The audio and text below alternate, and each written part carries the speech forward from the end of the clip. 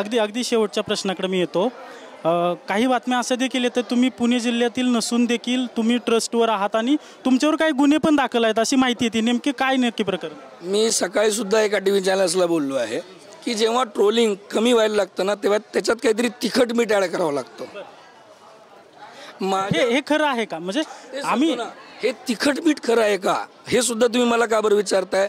माझं म्हणणं आहे की जर समजा असं काही असेल, गुन्हे जर दाखल असतील, तर मी अजूनही म्हणतो की त्याचे रेकॉर्ड्स समोर आणावे.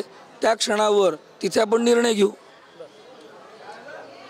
म्हणजे मुद्दामून तिखट मीठ ॲड करायचं आणि परत निरंजनना ट्रोल करायला लावायचं. माझी विनंती आहे, मी अत्यंत सामान्य वारकरी आहे, एका पदावर बसलेलो आहे.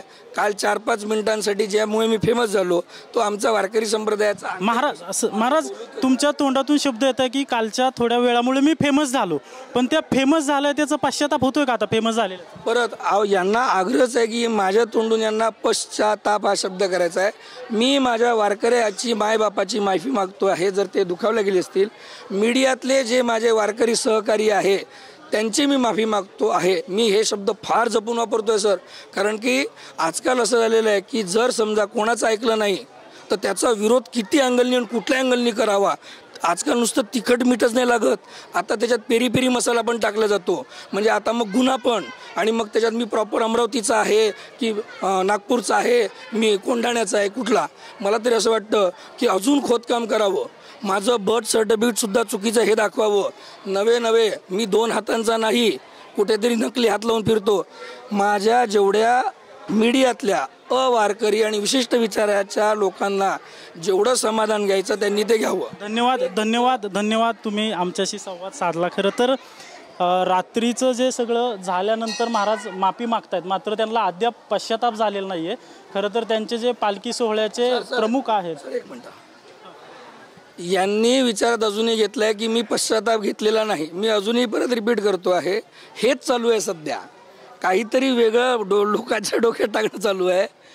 माझ्या वारकरी मीडियाच्या सगळ्या सहकाऱ्यांना मी माफी मागतो. माझ्या वारकऱ्यांना मी माफी मागतो जर माझ्यामुळे त्यांच्या भावना दुखावल्या असतील तर. आणि पश्चाताप शब्द का बरं हे वापरतात ते मला कळलं नाही, परंतु मला असं वाटतं की पश्चाताप याचा अर्थ, याची संगती मला चॅनेलनी सुद्धा जर सांगितली तर बरं होईल प्लीज. नक्कीच आपण पाहतोय की त्यांनी त्यांची बाजू मांडलेली आहे, मात्र जे पालखी सोहळ्याचे प्रमुख आहेत त्यांनी याबाबत दिलगिरी व्यक्त केलेली आहे. आता त्यांनी देखील वारकऱ्यांची आणि वारकरी मीडियाची, माझे जे मीडियावाले आहेत, तुम्ही नक्की माफी कोणाची मागता? मी माझ्या वारकऱ्यांना जर वाईट वाटलं असेल तर मी त्यांची दिलगिरी मागितली, आणि माझ्या मीडियामध्ये जे माझे वारकरी मीडिया आहेत त्यांची माफी मागितली. आपण पाहतोय की अजून देखील चांगला शब्दाचा खेळ त्यांच्याकडून चालू आहे की वारकरी मीडियाची त्यांनी माफी मागितली, मात्र जो मीडिया पालखी कव्हर करण्यासाठी येतो तो सगळा वारकरी मीडिया असतो. तो माझा वारकरी मीडिया आहे. म्हणजे जे मीडिया पालखीचं कव्हरेज करायला येतो तो मीडिया वारकरी मीडिया नसतो असं तुमचं?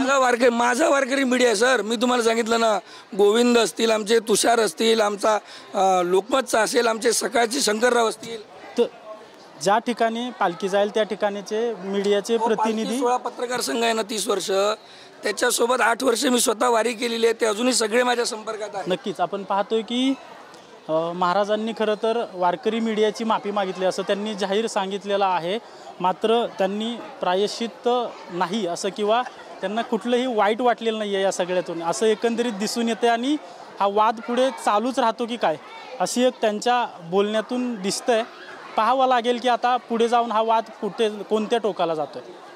कॅमेरा पर्सन सुशांतसह अजिंक्य धायगुडे, TV9 मराठी, पुणे.